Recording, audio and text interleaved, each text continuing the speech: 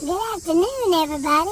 Yeah, I couldn't do it this morning. I came home and Aunt Martha started bossing me around and sending me to bed.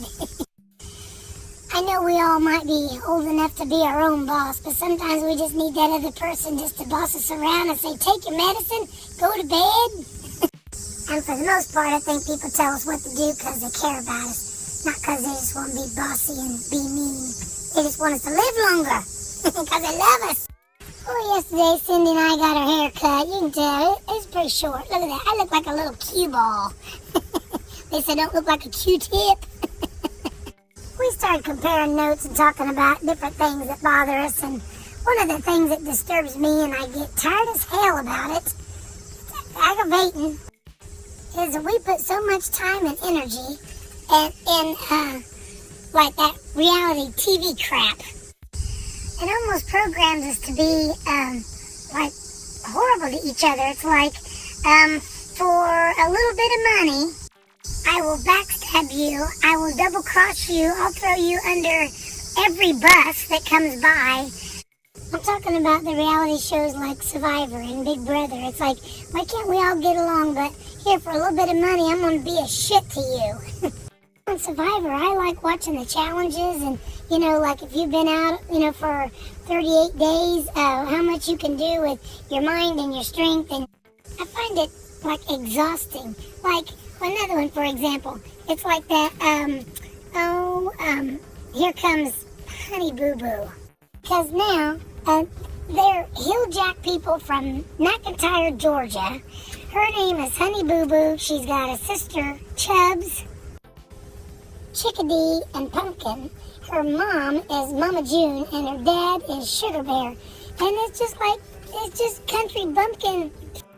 And as the show progresses, I think it comes out that their dad molests or rapes or something the daughters. It's just like a train wreck of a life. For a while, anytime you've seen him, that little Honey Boo Boo is, you know, eating fried chicken, and they'll talk real country, and hey, I am fat and white and like fried chicken. I mean, I feel like we're wasting our time on negativity and not, you know, why not have a show about people that, where they meet someone on an airplane or at the deli and the person needs a kidney and then a total stranger donates their kidney because they just met them. You know, it's almost like good behavior. Like, let's watch something that's like good for the soul, not just trash. Another one that trips my trigger is keeping up with the Kardashians. I mean, I asked someone one time, I was like, how did they get so popular anyway? They said, well, one of the girls made a sex tape and it got released accidentally or whatever. Now they're all big old stars. It's like, well, that's cool. Let's watch them and promote them, give them all kinds of money for, like, a bad deed. So then kids are thinking, wow, if I make a sex tape and it accidentally gets released, you know, we might be the next Kardashians. And I understand their dad was a lawyer during the O.J. Simpson thing and all that, but it's like we just waste too much time on stupid stuff.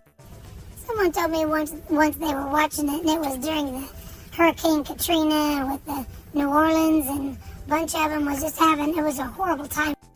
And on the Kardashians, I guess they was getting ready to go on vacation to like Bora Bora or something, someplace. But the mom was getting ready to have some hide my wrinkle surgery kind of thing. I guess she's sitting there going, well, I need to get this done, like my laugh lines, like right around in my nose, like right here. But the whole show was her, she was all traumatized about, well, if I have that done before we go on vacation, then any photos we take or video we take, like it might show up on camera. Like maybe we should go ahead to Bora Bora, and then I'll have that done whenever we get back. People are drowning and dying. It was showing footage, real footage, of people being stuck on the roofs of their house with their pets, and they're struggling for their life. And I'm sitting here thinking people's talking about those stupid laugh lines getting removed, and there's, you know, the world's practically coming to an end for some people. It's so trivial compared to the other weightiness of other things. And I think we get so wrapped up in stupid shit that we forget about we forget about the big picture, you know, like taking care of each other and helping each other out of a bind. Not if I have a laugh line, I have crow's feet. We was talking too about like that Desperate Housewives. That's so stupid. I don't think any of them on there is a housewife per se. I looked it up, like what the definition of a housewife is. And a housewife is, it's a woman whose occupation is running or managing her family's home, caring for her children, buying food and storing food, and making clothes when necessary. I look at them women, I'm like, I don't think they do any one of those things. My mom was a housewife. My mom raised us kids. She cooked for us. She made our clothes. We was, you know what I'm saying? It's like these women, yeah, they're desperate for money. And my mom worked at the same time. If you ask any of them women on Desperate Housewives how much a gallon of milk is, they probably don't know because someone else does it for them. It's almost like reality shows that's not really reality. It's like like out of touch with reality. That's what they should be called. And people binge watch this crap. I just don't think it's healthy. Like I said, why don't we have reality shows of like good deeds, like people donating their time, or donating, like the guy that was recently on the news for seeing a woman that needed a generator, so he gave her his. How cool is that? One of my friends said the other day, said, I like watching trash like that because it makes my life seem more normal. And I don't like watching crap like that because I look at it like these are average people that we have built up to make them bigger than what they should be.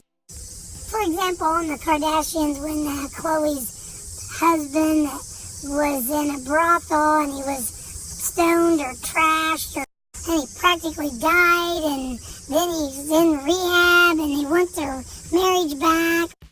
I mean, they're making him out to be like, oh, good for him. He can walk now and he can talk or whatever. He's in a brothel. He's in like a whorehouse, I guess.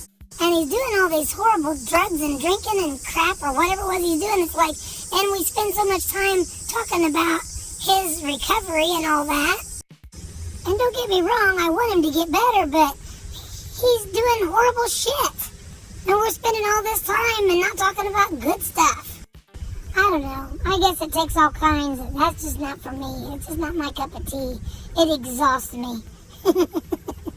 I'm like, when I was a kid, if our house acted like Big Brother or Survivor and all that crap, I'm sure we'd probably got beat up by our parents. It's horrible.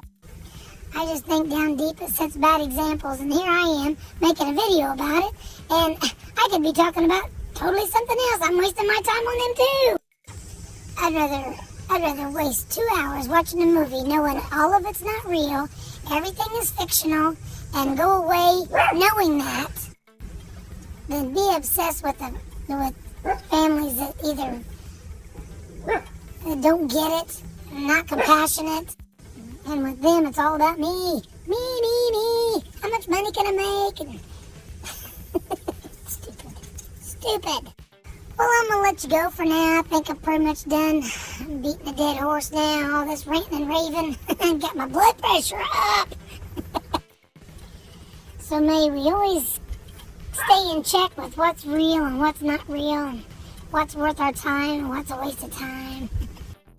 So we'll talk later. I love you guys, and I'm not worried about these laugh lines at all. You know what that means? It means I'm laughing my ass off, and I'm good with that.